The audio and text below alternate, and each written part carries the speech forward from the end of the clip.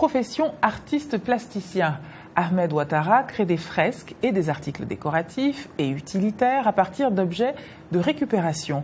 Un parcours remarquable et remarqué par notre correspondant à Ouagadougou, Issa Napon. L'art de la récupération au Burkina Faso a désormais un visage, mais aussi un nom. Ahmed Ouattara, artiste atypique, fait du recyclage de métaux et d'objets divers la base de ses œuvres. Les jeux de son enfance sont devenus sa profession. Je suis quelqu'un depuis très jeune qui aime beaucoup travailler avec mes mains. J'aime bien la matière, voilà, transformer les choses.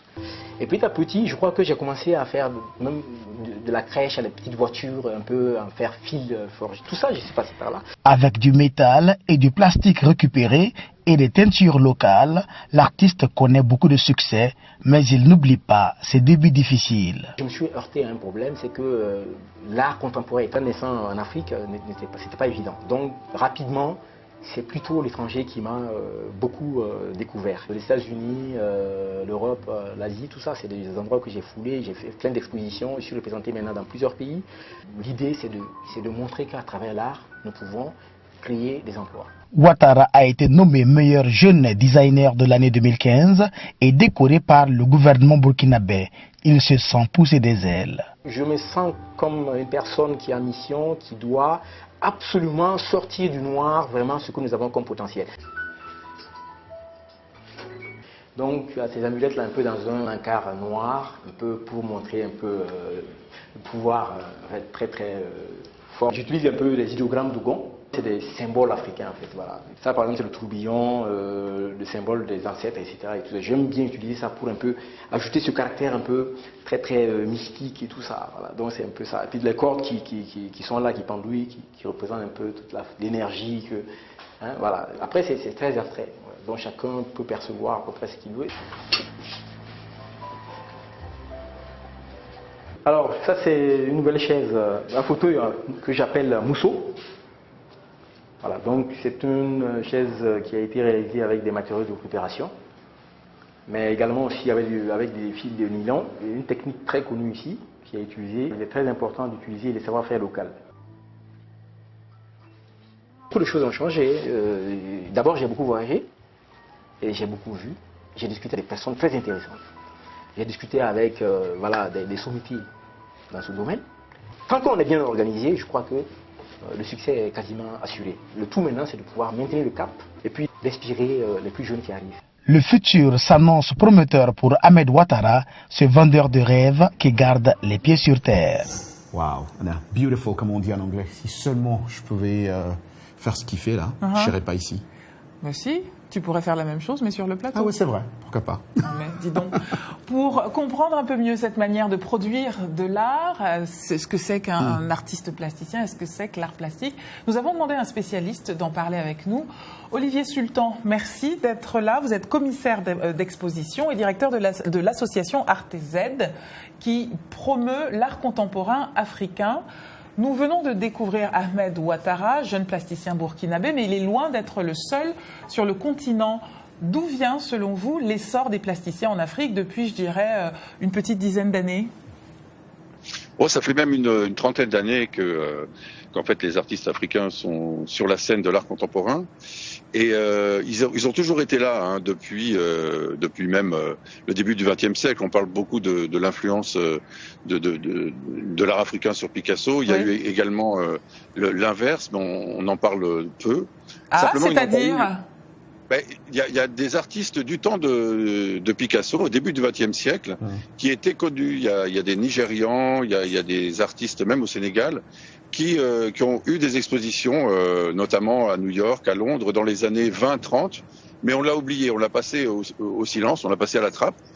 Et on a oublié qu'il y a eu un aller-retour comme ça incessant entre l'Afrique et l'Occident. Et là, depuis une trentaine d'années, en gros depuis Magicien de la Terre et puis depuis les biennales et les foires qui ont succédé, les artistes africains trouvent la place qu'ils méritent. Il y a aussi une nouvelle donne qui est, heureusement pour eux, le marché, c'est-à-dire qu'ils enfin à une place importante au niveau de leur prix, de leur cote. Alors, Olivier, en art plastique, occidental comme africain, ce sont souvent des noms d'hommes qui reviennent. Et les femmes, alors, dans tout ça? Elles ont une part très importante. Si vous prenez par exemple Julie Meretou, qui est aux États-Unis d'origine éthiopienne, elle est aujourd'hui l'artiste africaine la plus cotée, devant ses collègues masculins. Il y a également Marlène Dumas, il y a beaucoup d'artistes africains, femmes. Et d'ailleurs, elles sont en train de, quasiment au niveau des prix, de supplanter leurs collègues masculins, ce qui est plutôt une bonne nouvelle. Bah oui, formidable, bravo mesdames. Wow. Et alors, moi j'avais une question pour les parents qui nous regardent. Qu'est-ce que vous répondez aux parents qui empêchent leurs enfants d'aller vers la voie artistique en leur disant que ça n'est pas un métier, être artiste? Je pense aux parents africains, bien sûr. Ouais, je pense à des gens comme mon ami Soli Cissé qui a vraiment beaucoup travaillé, qui a insisté pour faire l'école des Beaux-Arts avec des parents qui n'étaient pas très argentés au départ. Et je pense que quelqu'un de doué finit toujours par trouver sa voie. Mais c'est vrai que il faut que les parents comprennent que aujourd'hui, l'art et la culture, partout dans le monde et en Afrique, est en train de prendre une place de plus en plus importante et que c'est un métier, c'est un vrai métier et on peut gagner sa vie aussi comme ça. Il n'y a pas de souci. En parlant d'art et de culture, est-ce qu'il y a une caractéristique de l'art contemporain africain qui est votre spécialité? Je pense que c'est par rapport à d'autres continents et d'autres, c'est la recherche d'une identité et l'expression d'une identité qui dépasse les pays. C'est-à-dire que un artiste africain aujourd'hui peut vivre en France, aux États-Unis, en Angleterre, au Congo, au Sénégal. C'est plutôt la façon dont ils se définissent eux-mêmes comme Afrique, qu'est-ce qu'être africain aujourd'hui? C'est plutôt une quête d'identité. Merci infiniment. Merci beaucoup, Olivier. Merci Olivier, pour votre temps. je rappelle que vous êtes, curateur, vous êtes spécialiste de ces questions d'art. Vous dirigez une association qui promeut l'art africain, ArtZ. Le plus gros diamant brut existant au monde, estimé à plus de 70 millions de dollars, avait été exposé à New York récemment avant de rejoindre l'Europe. Découverte il y a 9 mois, au Botswana, la pierre brute a été baptisée Lesedi La Rona par la société d'extraction de diamants Lucara. C'est un diamant de 1109 carats. Oui, c'est le plus gros diamant découvert depuis plus de 100 ans. Anna. Effectivement, et puis les diamants et l'Afrique, c'est une longue histoire. Alors d'abord, précisons un peu ce que c'est. Les diamants sont en fait des minéraux de carbone. Ils sont très rares et c'est ce qui explique leur prix. Pas rare chez moi, pas au Kassai. C'est vrai. Ils sont extraits de la kimberlite, une roche qui se trouve dans les zones les plus anciennes de la croûte continentale. L'Afrique, comme tous ceux qui nous regardent le savent, assure environ 60% de la production mondiale de diamants, avec d'importants gisements, comme le diamant dont tu viens de parler au Botswana. D'ailleurs, le Botswana arrive en tête avec 18% de la production mondiale. 18%. Oui. Wow. Et cette production première vient principalement de la fameuse mine de Jwaneng, qui était ouverte en 1972. Et donc, les 3 pays les plus gros producteurs de diamants sont le Botswana, en deuxième place l'Afrique du Sud et la République démocratique du Congo, dont tu parlais, avec 15% de la production mondiale. J'avais raison. Est-ce que tu sais quelle est la dernière toquade des amateurs de diamants au monde? Les diamants de couleur. Wow. Et un diamant rose, le Pink Star, a été vendu il y a 3 ans à 83 millions de dollars. Pourquoi ça coûte si cher, les diamants roses? Devenant la pierre précieuse la plus chère au monde. Pourquoi c'est si cher? Parce que c'est rare et parce que trouver une pierre de couleur au plus profond de la terre, c'est quand même rare. La même année, donc il y a 3 ans, The Orange, un diamant orange, a été cédé pour 35,54 millions de dollars. Alors rouge, bleu, jaune, orange, rose, parce qu'ils sont rares. Les diamants de couleur sont les stars des diamants et on les trouve en Australie et où en Afrique? Centrafrique. En République centrafricaine, chez notre collègue Félix et Pascaline. Qu'on salue au passage. Au fait, Roger, mon anniversaire, c'est le 14 juillet, je dis ça. Tu veux prendre ça? Parce que j'ai un diamant là. Tu sais. Non, je veux un diamant. Je veux un collier avec des diamants de couleur. Pas de problème. Pas de problème. Tu as jusqu'au 14 juillet, ça va? Tu peux lancer une souscription si tu veux. Allez, il est déjà temps de se dire au revoir. Et donc, comme d'habitude, on vous rendez-vous la semaine prochaine.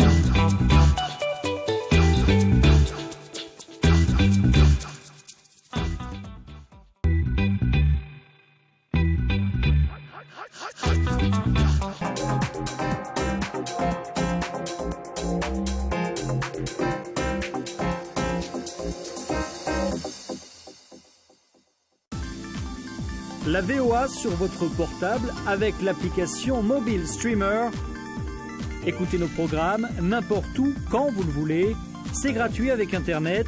L'application est disponible sur iPhone ou Android. Ou alors, composez les numéros de téléphone suivants.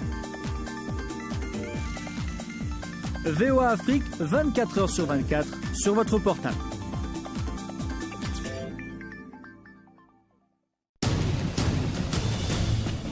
En plus de nos programmes sur FM et ondes courtes, La Voix de l'Amérique est en votre compagnie 24 heures sur 24 sur Internet. N'Djamena, d'une trentaine de représentants d'un syndicat d'étudiants. Notez notre nouvelle adresse voaafrique.com. Tous les derniers développements sur l'actualité africaine et mondiale. Reportages photos et vidéos et vos commentaires sur voaafrique.com. À tout de suite. Washington Forum, le décryptage hebdomadaire de l'actualité et des sujets qui vous touchent dans votre vie quotidienne. Débat en profondeur, interactif, allez au-delà de la nouvelle. Une perspective à partir de Washington sur des questions importantes. De Kinshasa à Abidjan via d'autres capitales mondiales. Washington Forum. Washington Forum.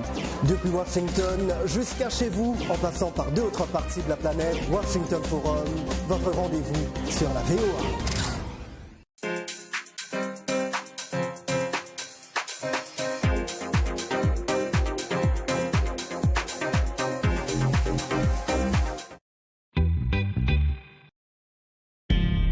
VOA Afrique.